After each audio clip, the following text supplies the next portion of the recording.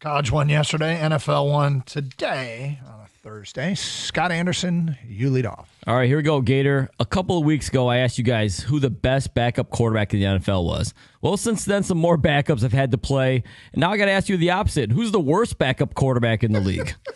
I mean, it's a great question. I don't think it changes. I think maybe Cincinnati's Jake Browning is the worst backup quarterback in the league. He can't beat out Joe Flacco, who got beat up by Dylan Gabriel, and apparently Shedeur Sanders is better than him too. So Joe Flacco gets traded and ends up in Cincinnati. And, Jake Browning is sorry, Jake. I'm going to give it up to you.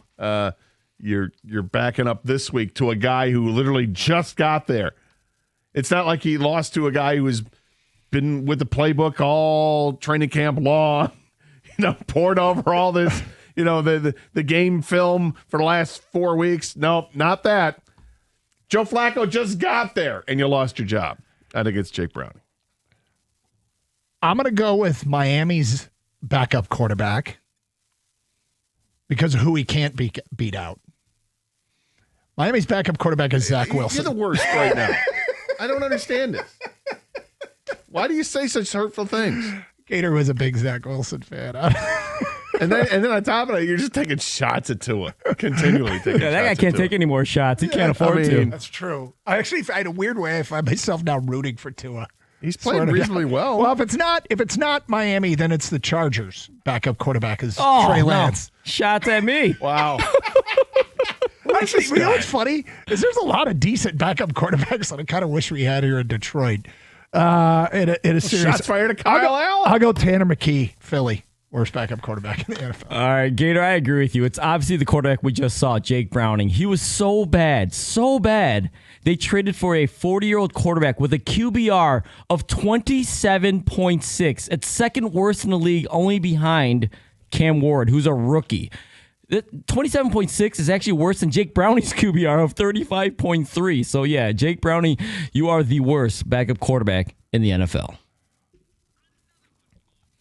All right, the Arizona Cardinals reportedly fined head coach Jonathan Gannon $100,000 for his sideline altercation or interaction with running back Amari DiMercato. Was this too much, not enough, or just right? So what's funny is when they hired Gannon, one columnist out there in Phoenix said that they're looking for their Dan Campbell. And that's what they thought they were getting in Gannon.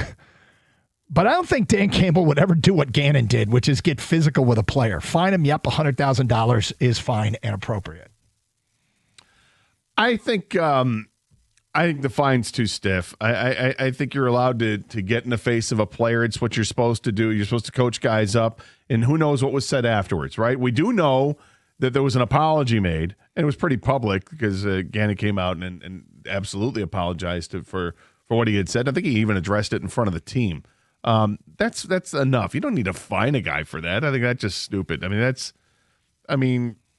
we all in our feelings here? I think the player's going to be okay. And I think the coach is going to be okay. Let's get over it. Yeah, I thought this was Charmin soft. This is professional football, grown men. He made a huge mistake. I don't think Gannon went over the line at all.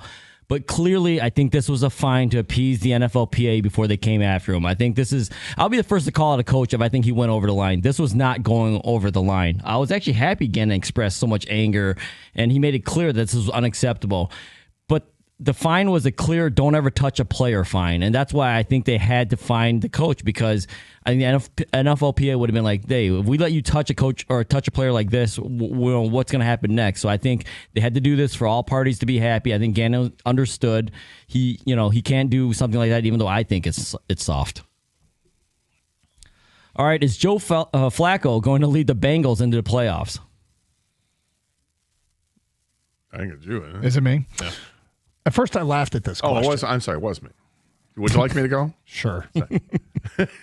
No, he's not going to lead into the playoffs. Joe Flacco is not. He's terrible. He's done. I don't know why he's still in the league. I respect him for being a Super Bowl champion that he was like a million years ago. But as far as right now, this is Cincinnati's just trying anything they can to find somebody that's better than Jake Browning, and they did. But it's still no great shakes here. I think it's a huge mistake to to try to expect that Joe Flacco is going to be the guy that leads you to the promised land. May as well stick with Jake Browning. As I was saying. I'm sorry. It's okay. At first, I laughed at this question. Like, dude, this is an easy no. And then I remember this division. It's terrible. It's like god-awful. Who's going to win it? It's not Cleveland. They're not going to win the division. Baltimore's 1-4 and banged up. Do I believe in Aaron Rodgers? No. So I guess it's tougher than I thought. But I guess I'm going to go with Pittsburgh because my belief in Tomlin. And then the question is, can the Bengals be a wild card? I think they're a game out of the wild card right now. Wow. But I still don't think they're going to get it done. But it was a tougher question than I first realized. So I get it from a Bengals point of view. They're trying to stay afloat for as long as possible, at least till mid-December, to maybe Joe Burrow can return and then he could take over from there. Because with Joe Burrow, you're always dangerous. But Joe Burrow himself literally couldn't take this team to the playoffs last year. So if they're asking Joe Flacco to keep the ship, right, until he gets there, not happening. This thing's going to get worse before it gets better. All right, who's in bigger trouble? The 1-4 Ravens or the 2-3 Chiefs?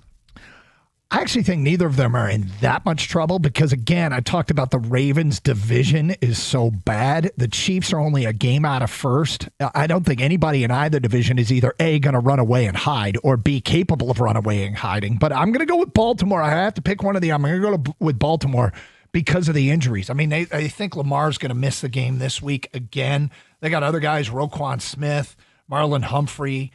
They got a bunch of guys that have been hurt this year, so I'm going Baltimore's in bigger trouble due to injuries. This is a tougher question to answer than I thought it was going to be because initially, and then you start responding to it, I'm like, I kind of like the way you're going, that they both aren't in big trouble. Yep. But I got to say, I think that Baltimore is in better shape because of their division. I don't trust Pittsburgh and Aaron Rodgers. Cincinnati is going to just keep falling back and back and back. And Baltimore is... I mean, they are the Ravens. They're still a quality football. They still have Derrick Henry and Lamar Jackson, and they're going to be healthier real soon. So I just expect Baltimore to take care of business. You look at the West Division. Kansas City's probably going to lose a game this weekend against the Lions. That's right, and they're going to drop further. Probably. Yeah, I don't. But the thing is, I don't have any faith in Justin Herbert. I think he's the most overrated quarterback in the NFL. I do like Bo Nix and I do like Denver, so I think that there's going to be competition to try to get past them. But it's easier for Baltimore to get past their foes. So I think most would say the Ravens with all the injuries, the biggest being Lamar Jackson, of course. But I'm going to say the Chiefs are in bigger trouble. The Chiefs have the Lions, like you mentioned, Gator. I don't know if it's a probable loss, but it's a tough matchup for sure.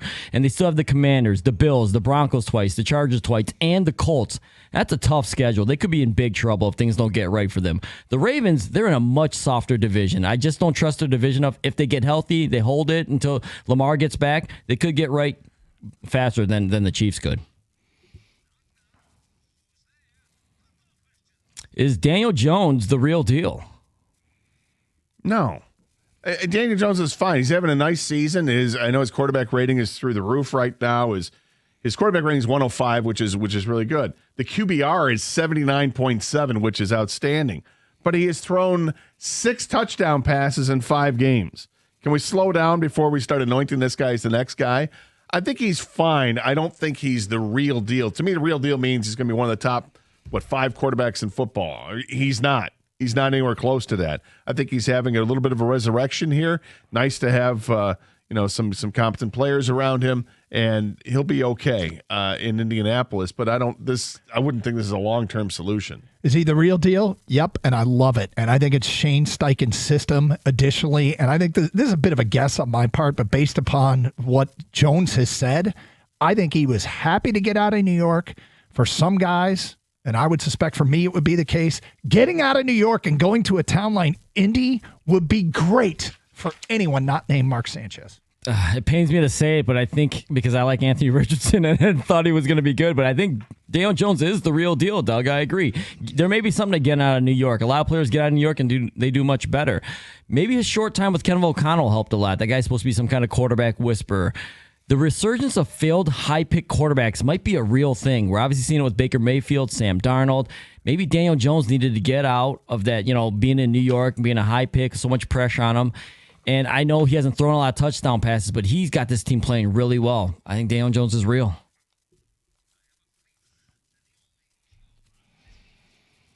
All right, last one, guys. Cowboys owner Jerry Jones was fined $250,000 for giving an obscene gesture to some fans. But he says, hey, it was inadvertent. It was accidental. I meant to give him the thumbs up. He may even appeal, guys. First of all, do you believe him? And if you could give the bird to anyone in sports but say it was supposed to be a thumbs up instead, who would it be?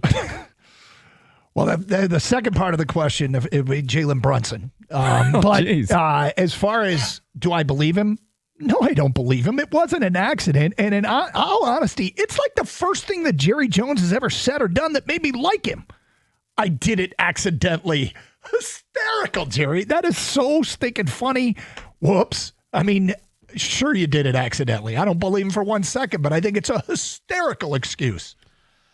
I have a hard time answering this question because I wouldn't make up an excuse to give somebody the finger in sports. I would just do it blatantly and not. Is that the finger? Yes. Yes, it is. Would you like the other one? I got 2 of them for you. I'm not afraid to do that. I'm going to speak my mind and do that to somebody as far as who the person would be and be unapologetic about it. I'm struggling with that part of it, too. I think it might be Dave Roberts, the manager of the Dodgers.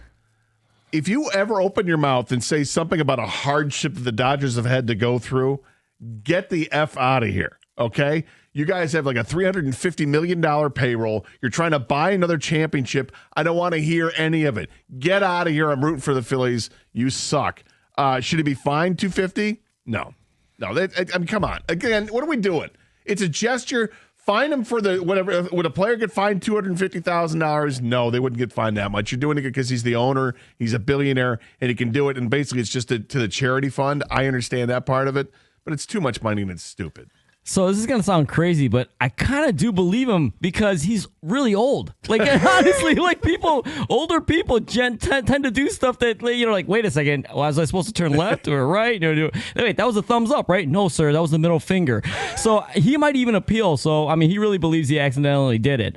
As far as the middle finger to somebody, it's going to be Roger Goodell and the NFL owners. The greed has just been too much for me. Yes, I know I'm part of the problem because I continue to watch, but I just don't care about globalizing the NFL. I don't care about the international games, the early start times. I don't care about an international halftime show to appeal more to an audience. I don't care about flag football in the Olympics to market it more to other countries. I don't care about all the streaming services. Greed, greed, greed. Enough of the NFL and your greed. And that concludes the Wide Night Omaha 4 Down Around the League Blitz thingy.